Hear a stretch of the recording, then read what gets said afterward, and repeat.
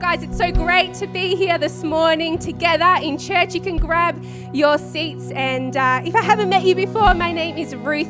I'm the Generations Pastor here at Bright, and it is my absolute privilege to be able to share the word with you this morning. We have just kicked off a new series that we're doing throughout the month of January, and it's called Smarter This Summer, because ultimately, who doesn't want to start the year off by becoming smarter?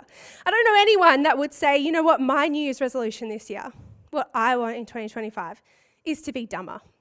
Right? Like no one says that. We're not going to call it dumber this summer. We want to be smarter this summer. And so this series, what we're actually looking at is we're looking at the book of Proverbs, because Proverbs is full of principles and wisdom about how to live this life really well.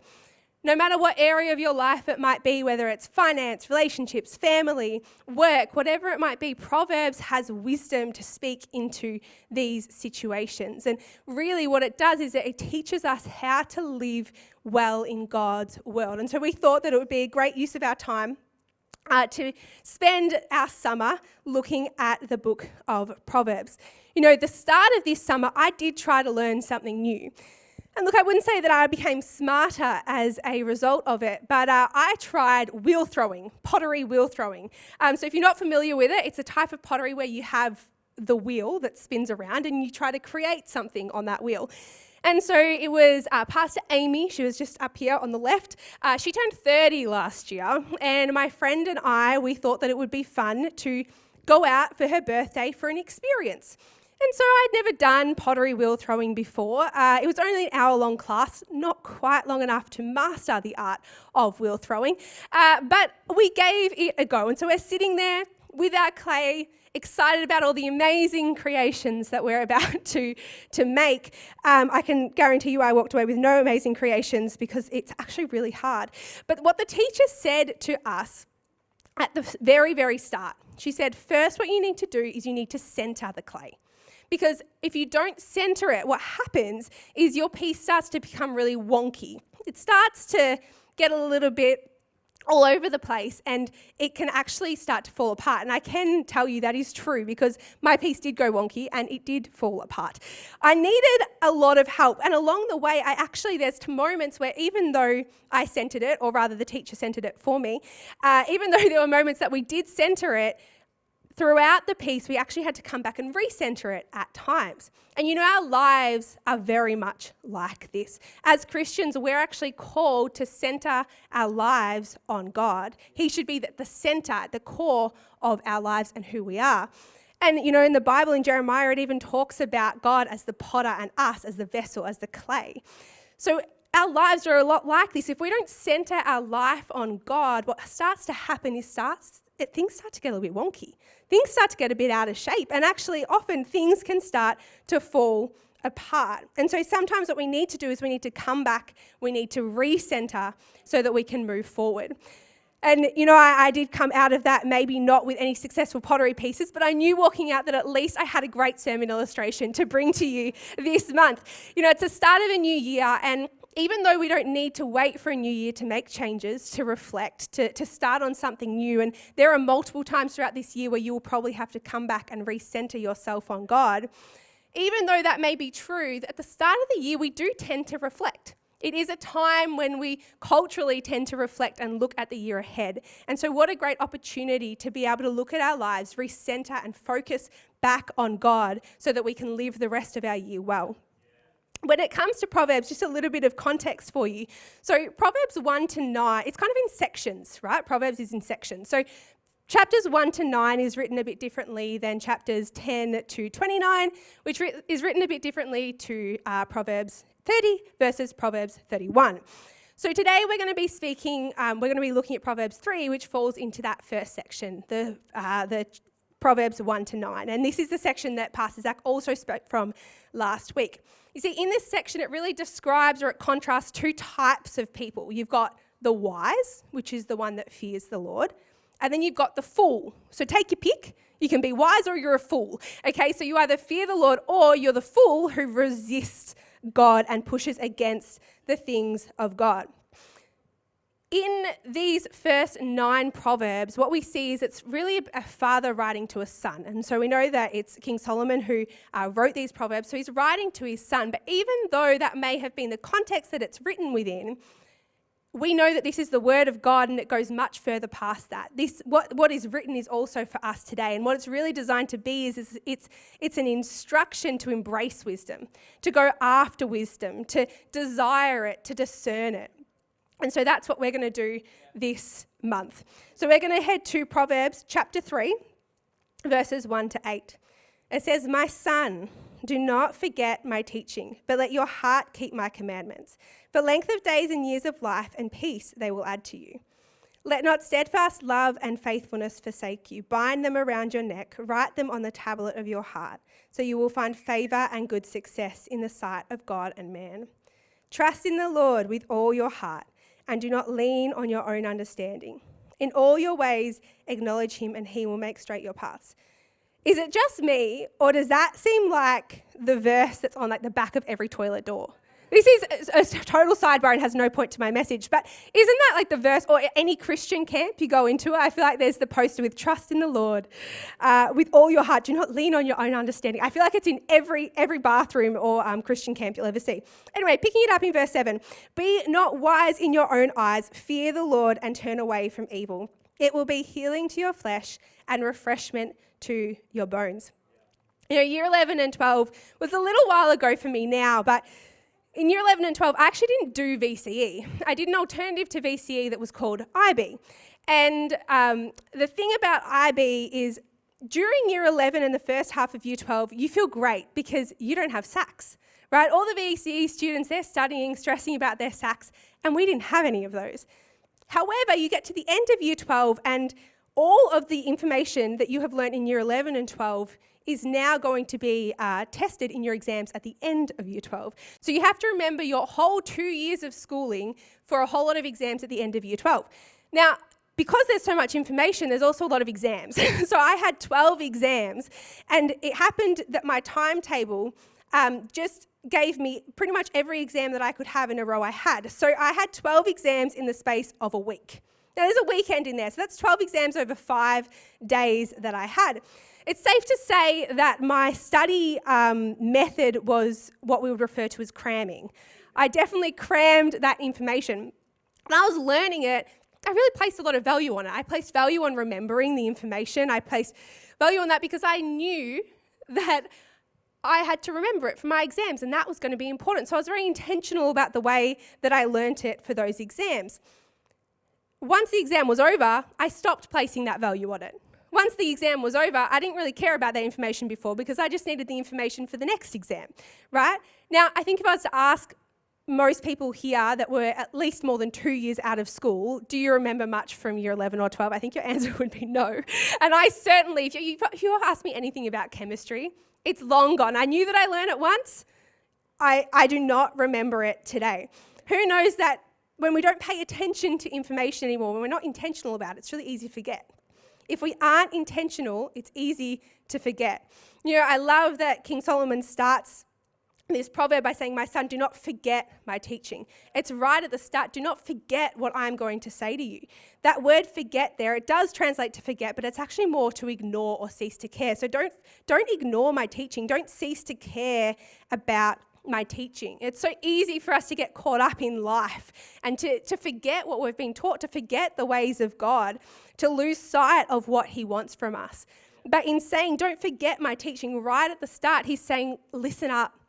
What I'm about to tell you, everything that comes from here, it's important. Pay attention to it. Don't stop caring about it. It's important for you. And it was important then, and it's still important for us today. We need to intentionally, actively remember the teachings of God. We need to actively remember it and be really careful about doing that. And if we can do that, what this is saying is that it positions us for length of days. It positions us for a good life, for peace, for favour. It positions us for having success, for being refreshed in our life. And ultimately, who doesn't want that? Like, honestly, who doesn't want that?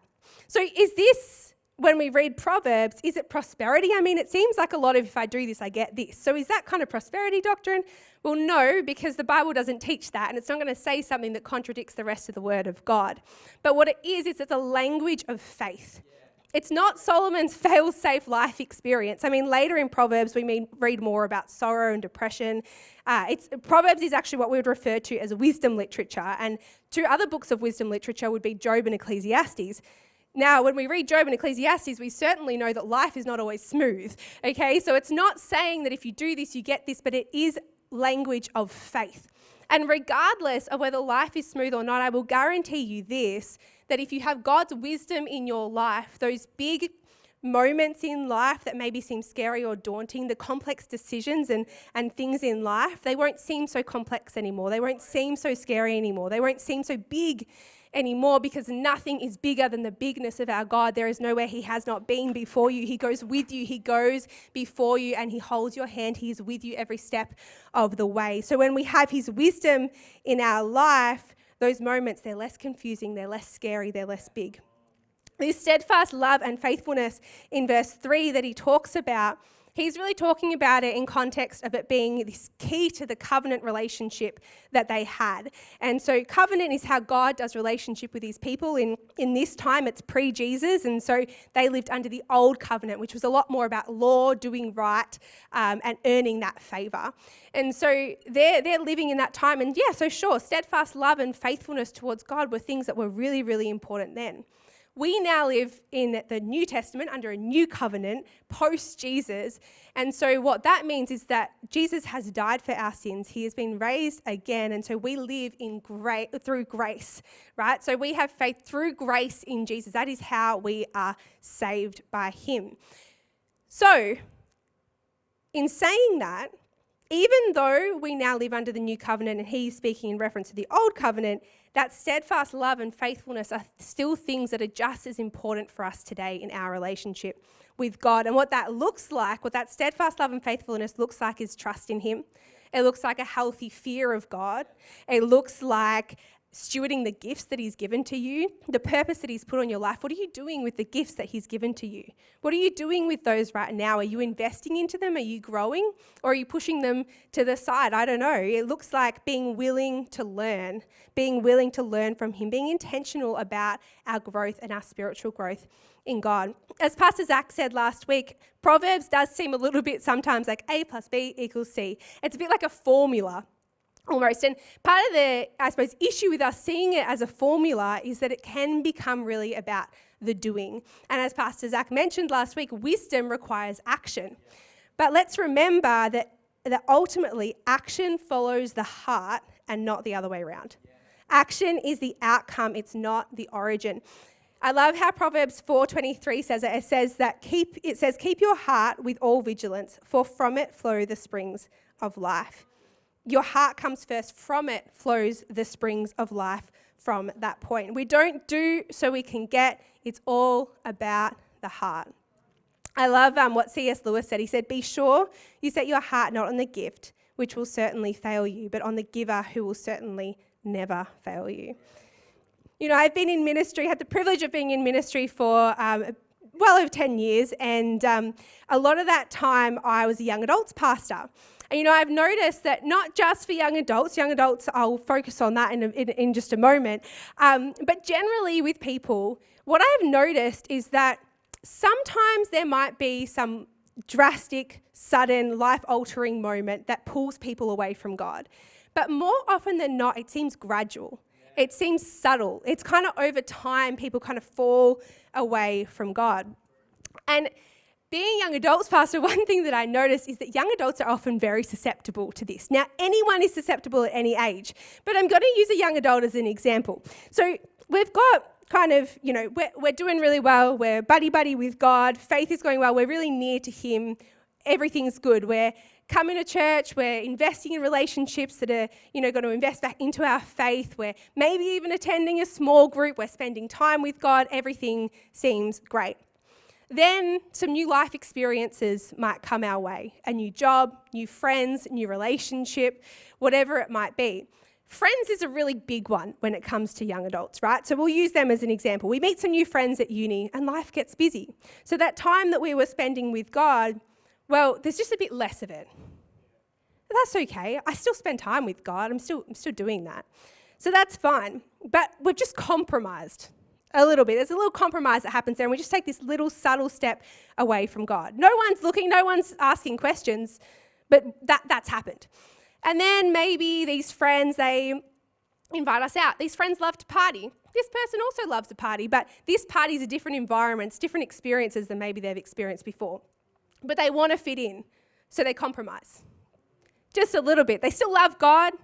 Maybe they're repentant, but they compromise just that little bit. Then life's getting expensive, right? All the responsibilities of life, they're increasing. And even though they said that maybe work on Sundays wasn't something they were going to do because they were going to prioritize making sure they were coming to church and investing into their faith and being invested into, pay's really good on Sundays. Like sometimes it's double pay on Sundays. And so what they said no to, actually, you know what? It's just a little bit of a compromise. It's not, no one's asking questions, but all of a sudden they've taken these compromises, these steps away from God, and subtly over time they start to drift away and become off center. As I said, it's not just young adults where this might happen. It can be different stages of life, maybe a young family. And you really wanted to bring up your family in church. You really wanted them to have an active relationship with God, to have that being something that was modeled to them. But sport came up, and sport's on Sundays. And so you can't really make it as regularly anymore. So it's just a little compromise, right, in the time. But over time, that actually subtly drifts away. Now, hear me out, because I know that I'm mentioning church a lot. The reason that I mention that is not because you have to necessarily come to church if you're Christian, but I haven't seen anyone not come to church and grow in their faith as a result of it. And so I would encourage you that it is a great thing to do. And often when I've seen people stop coming to church as regularly, that's been the start of them drifting away from God. It's subtle, but it happens. And we over time become off center. Our hearts so easily become off center. In the first 5 verses of the proverb that we just read, 3 of them mention the heart. That's over 50% of the start of the proverb mentions the heart. And when we talk about the heart in Scripture, we're really talking about that inner man, the mind, will, our emotions, passions.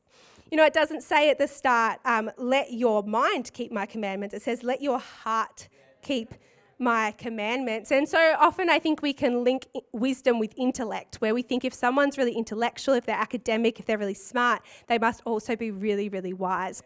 But it suggests to me from reading Proverbs that it's actually a lot more about our heart. You see, we don't trust God with our head, we trust him with our heart. Now, he has given you an incredible brain, an incredible head, and you should use that brain. You should learn, you should do what you can, but at the end of the day, it's our heart that keeps his commandments. It's our heart that trusts in him. He says in verse 5 to trust him with all of his heart. So this trust has to be beyond intellect. It's actually something that requires this deep reliance on him. It's a confidence in his care for us. It's a faithfulness to his word. And at the start there where it says, let your heart keep there in my commandments, it's more than just to obey. It's actually to guard, to maintain, to keep vigilant. So let your heart guard my commandments. Let your heart maintain my commandments. Let it keep vigilance about my commandments. You see, your heart is like your security system. It lets in what it's supposed to, and it keeps out what's not supposed to be there. It's like your security system. But what happens day in and day out is it's almost like there's these little thieves that come and try to rob you of that peace that you have. These might be different ideals that you have. These might be different thoughts that you have. It may be a physical thing that you desire. Usually they're desires that have then come to take the place of the desire for God in your heart. They're idols. Idols are just anything that has come to take that place that God deserves in your heart, that God rightfully has in your heart at that centerpiece. Idols will come and it will take that, so we desire them more than we desire God. Those idols, they come and they try to rob you of that peace. With the noise of culture, what are you listening to? Like right now, what voices are you listening to?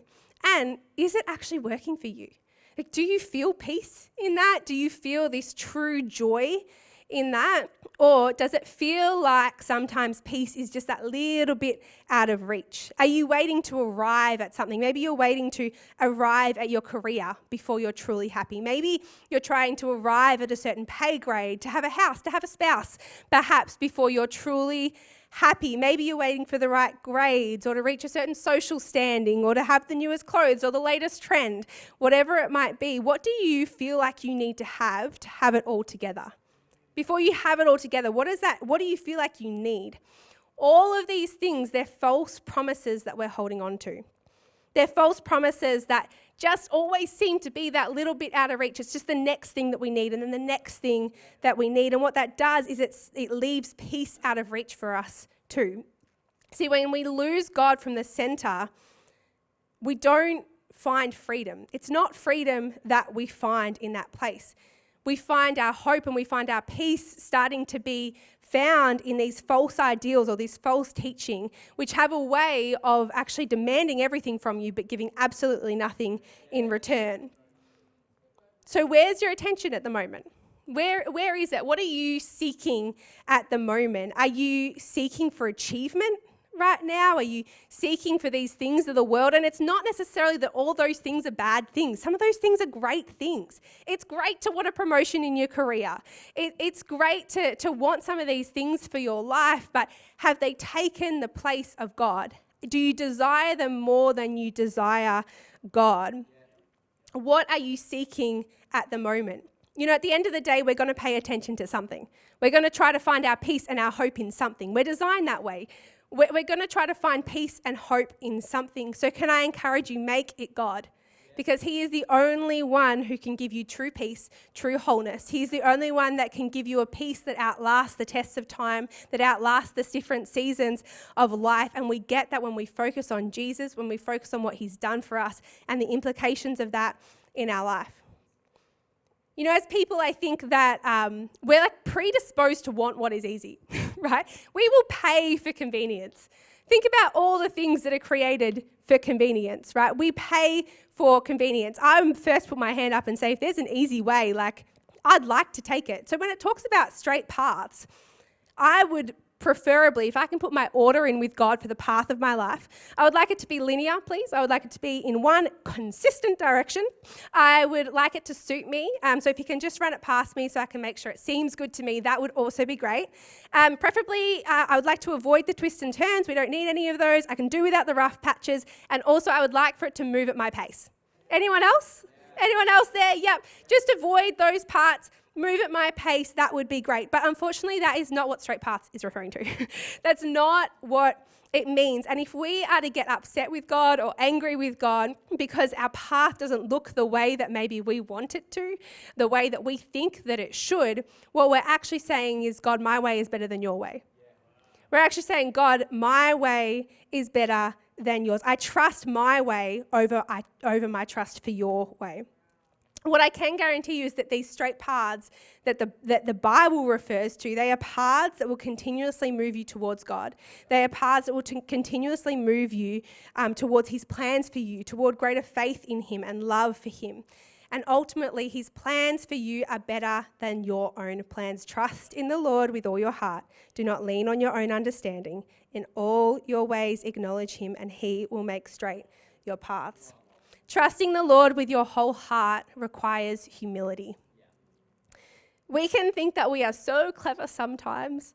Sometimes we might think that there's like an author we like or maybe a podcast, an influencer. We just think they're so clever. We think they're so wise. You know, there's a lot that kind of comes, I suppose, into culture and into our lives that's just because of a TikTok video.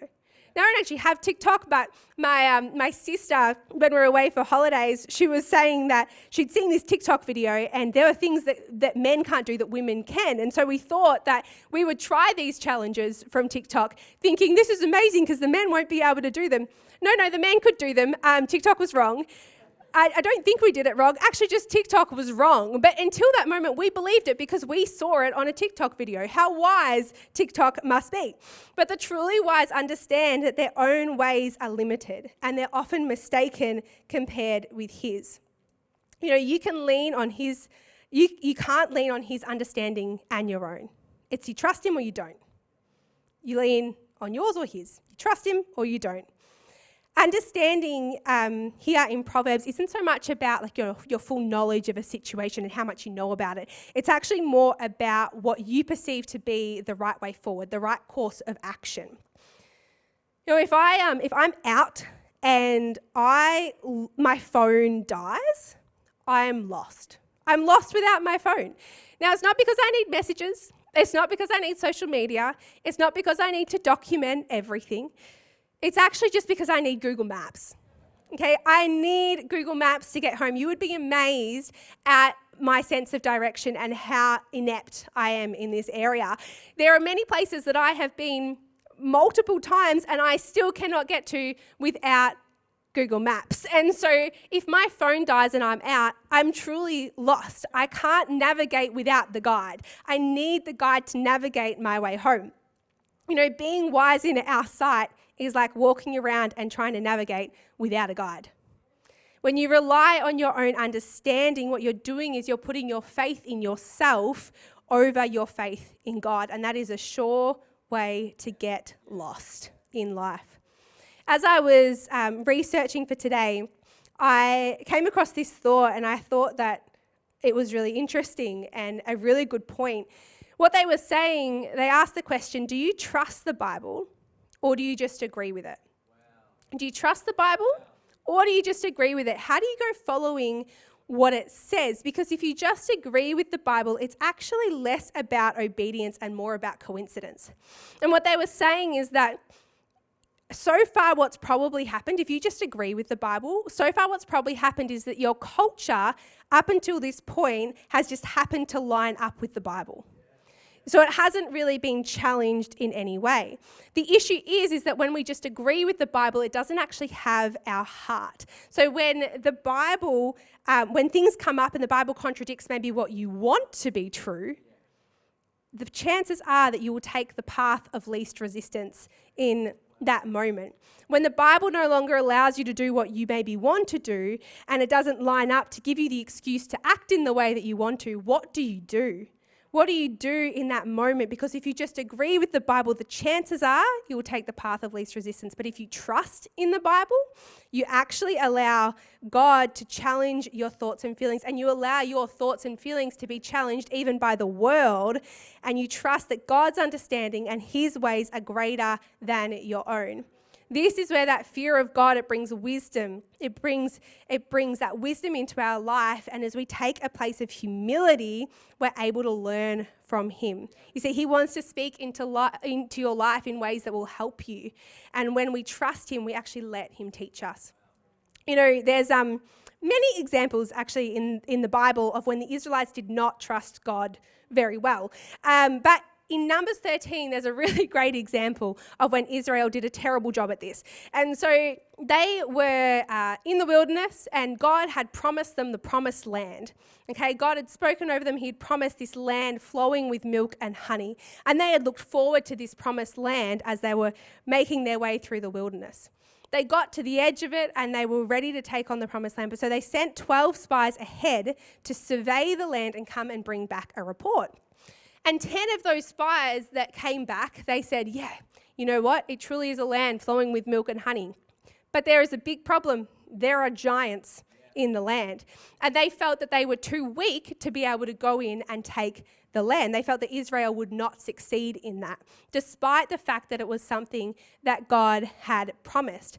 And even though there were 2 spies that said, no, God's promised it to us, we can do this, Israel sided with the 10 spies who said that it was not going to be possible. Their lack of trust and acknowledgement of God in that took them on a 40-year detour in the wilderness. You see, I'm sure at the time, I'm sure they felt really smart. I'm sure in their decision they felt really smart. I'm sure that decision to them in the moment made a lot of sense. But ultimately, it was a decision made in fear. And how often are fear decisions disguised as wisdom? It happens all the time. We disguise our fear with wisdom in our life. You know, we have the opportunity each and every day with big decisions and small decisions to trust God or to not trust him. trust him or to not. One example of this that many may be able to relate to, a few years ago, my husband and I were in the process of trying to buy a house. And for the lucky few, they decide to get a house. They turn up to the house. They go for the house. They get the house. Amy is laughing because this is exactly what happened to Amy and Michael. First house, done. Great house, awesome. But for most of us, it's a bit of a process, right? You go to a lot of inspections, you look at a lot of houses, you go for a few, you get rejected for a few, and eventually, hopefully, you get your house. And for my husband and I, this was the situation for us. Now, it would have been very easy for us when we got rejected from certain houses to take the position of, but God, we believe this is something that you had for us. We prayed about this. We have you on our side. Why didn't we get the house? We have you. Don't you want us to have small group at our house and all these things that we want to do for you? We want a space where we can accommodate for your people. We want a space where we can have a family because that's something we believe that you have for us. So why didn't we get the house? Now, something you have to understand about me is I get very attached to things. And even though I know that I shouldn't get attached to the house, I still think about some of those houses. I could see our friends there. I could see our small group there. I get really attached to things. So we could take a position of, but I wanted it, and I believe it's something that we desire because you bless that. And we could take that position. Or we could take the position of, you know what, we didn't get this one, and God, we believe that's because it's not the right house for us. We believe that you have a bigger picture at play, that you have the right house for us in the right time for the right amount, and that even though we may have to wait for that and we don't see it now, that you have that house for us. We had the opportunity to either trust him or to not. Faith trusts even when things are unclear. Even when we think that we know what's best, I guarantee that God has a bigger picture. I love this quote from A.W. Tozer. He said, pseudo-faith, or disgenuine faith, always arranges a way out to serve in case God fails it. It always arranges a way out to serve in case God fails it. Real faith knows only one way and gladly allows itself to be stripped of any second way or makeshift substitutes. For true faith, it is either God or total collapse. And not since Adam first stood up on the earth has God failed a single man or woman who trusted him. This desire and temptation for this self-assurance, it's the opposite of trusting in God. It only leads to a path that pulls you away from him. Now, the truth is, the more that you fear God, the less you fear man, which is a really freeing thing. The more that you depend on God, the more independent you seem to become in life. The more that you obey God, the freer you actually become. This fear of God, it brings healing, it brings refreshment, like it speaks about in verse 8. Where it says healing to your flesh, refreshment to your bones, our flesh and our bones, it encompasses really our whole physical being. But it's referring to more than that. It's actually referring holistically to your whole self, to your spiritual self, to your emotional, to holistically it's referring to your whole being will be refreshed in God. You know, the truth is I think we all want to have favor with people. We all want to be successful. Like no one goes out and says, I don't care. I don't want people to like me at all because I don't want to care about that. And also, I don't really care if I'm successful. No one says that, right? It's okay to want people to like you, to have friends. It's okay to want success in life. And this says, you'll have success in the sight of God and man. It's not a bad thing to want those things. But what you need to know is that even though the world may tell us at times that we need to earn love and favor from people, you need to know that you are already, and from God, you need to know that you're already so loved by God. There is actually nothing that you can do to earn more of his love. You already have a position of favor with him in your life. You see, God loved us so much that he sent his one and only son, Jesus, to die on the cross for our sins. On your worst day, the worst thing you've ever done, the worst thing you will ever do, he's already died for that. He loved you even when you're in the wrong. He loves us that much. You see, God, he designed us for a relationship with him, but sin, it's actually a big deal because it separates us from our perfect God. But God, he wants that relationship with us. So what did he do? He sent Jesus to die on the cross. Even though he lived a perfect life, he did nothing wrong. He died for that. He was raised again, and he paid that penalty for sin, which was death. He paid that on the cross. He defeated it. And so now when God looks at us, if we've made the decision to follow Jesus, when God looks at us, he sees that perfect life on us. Why would he do that? Why would he do such a thing? It's because he loves us, and he already loved us in that moment. You are already so loved completely and unconditionally. So you could ask, well, what's the point then? Like, what is the point of doing these things to earn favor and love, from God then, if he already loves me? Well, if you're asking that, you've really missed the point, because the point is that it's not about you. It's actually about God. It's completely about God. As much as the world might tell us that we need to earn this love from others and from God, it's actually not true. What we want to do is we want to live well in this life, not necessarily just for ourselves, but actually so that we can glorify God. We actually want to live well in this life so that we can be an example of Christ to other people in our life. We want to glorify him because it's all about him. We want to please him because we love him, and it's all about him. Humility is inconvenient. Humility is inconvenient. And Jesus, he knew this better than anyone. I mean, it wasn't convenient to come as a baby.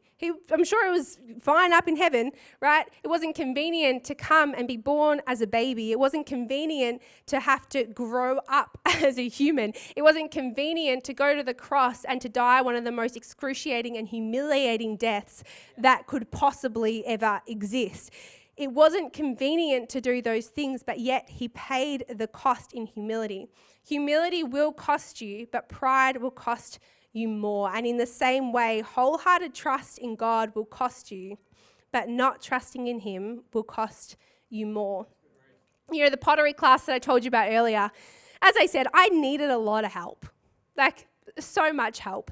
The teacher really had to come and she had to bring correction to me. I didn't know that my piece was off center sometimes until she told me. It would either fall apart or she'd tell me before that would happen. And so I didn't always know that I was off center.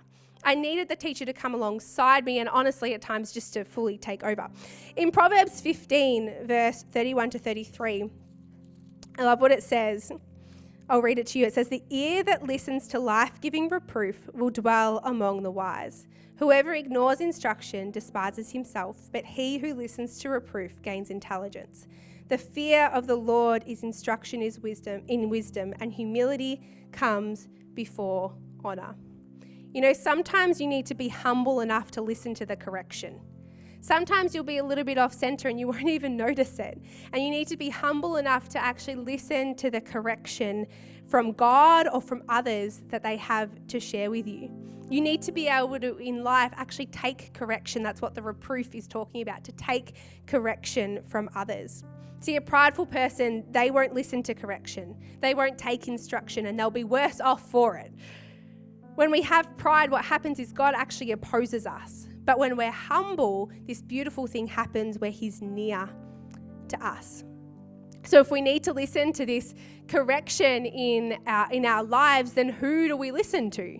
There are plenty of people that are probably ready to give you some feedback. So do we listen to all of them? No, I would not recommend that at all. I would say listen to the people who you trust, the people who love you. Listen to people who love God and have that fear of God, who hear from God. Earlier I spoke about that falling away from God can sometimes be subtle and it happens over time. Often I've seen that that's happened when people have formed maybe new friendships or maybe a relationship even with someone who isn't Christian.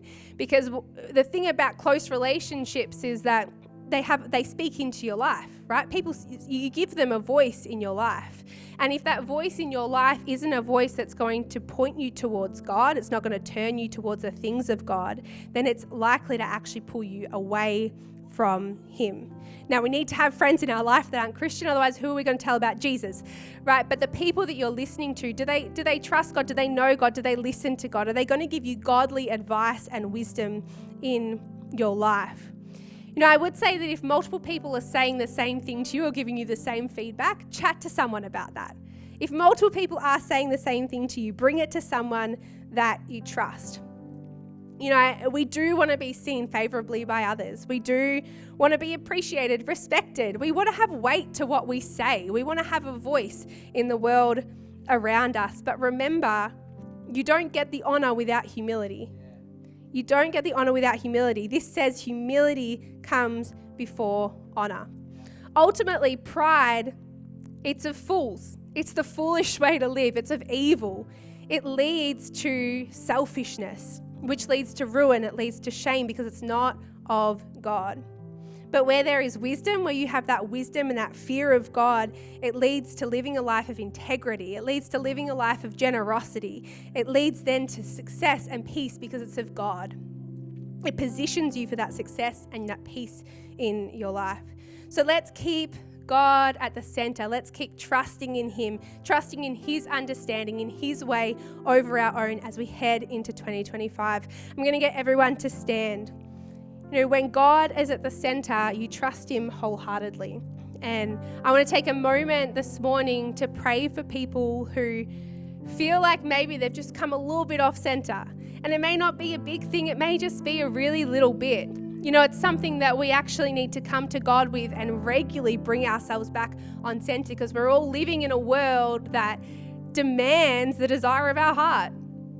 But remember that God deserves and demands that center place in our heart. And sometimes we do need to come and lay things down before Him as we recenter ourselves on Him. Maybe at the moment you have lost that sense of peace. Maybe you've lost that sense of joy. Maybe you're feeling really worried at the moment. I would suggest to you that there is a good chance that God has lost that center place in your heart. And so this morning I want to pray for people who feel like they're just maybe a little bit off center. And as we come into 2025, you want to say, God, I'm putting you back on the throne of my heart. God, I'm putting you back where you belong. I'm putting all things under you, and I desire you, God, this year more than I desire anything else. So with every eye closed, to give people a bit of privacy. If that's you here this morning, why don't you just raise your arms towards God as a sign of surrender, to say, God, that's me this morning. I'm recentering myself back on you. Lord, bring that peace back into my life. God, everything that I do, God, I want to do it for you. I want to do it for your glory. If that's you here this morning and that's what you want as you head into this year, raise your hand. I'd love to pray for you. God, I thank you. Father, I thank you that you are good. God, you are so, so good to us. And Father, I pray right now, Father, that, Lord, for anyone here that feels like that they've just gone a little bit off center. You've just left that center place of their heart, even if it's just the slightest. God, I pray that you would come and take that place in their heart. Lord, today they are saying, come take that throne, take the place of my heart. Let everything come under you, God, in my life. Father, I pray that any desires that are competing for their heart right now, God, I pray that they would diminish in the name of Jesus. Lord, I pray that our desire for you, God, that it would extend, that it would be so big, God, that you would fuel that passion for you, for your name, God. I pray, God, that you would just build that fire in our hearts, Father, for you. God, I pray right now for anyone who maybe has lost their peace or their joy, would you come and bring peace and joy into their hearts as they refocus and center their lives on you this morning, God. I thank you, Father. Amen. Hey, well, thanks so much for watching. We hope you enjoyed the video today. Like, subscribe, and share if you think this content will be helpful for you or others. If you did give your life to Jesus today, please let us know. We would love to walk that journey with you. You can check us out at brightchurch.com, and we look forward to seeing you either in person at a service or online. We hope to see you soon.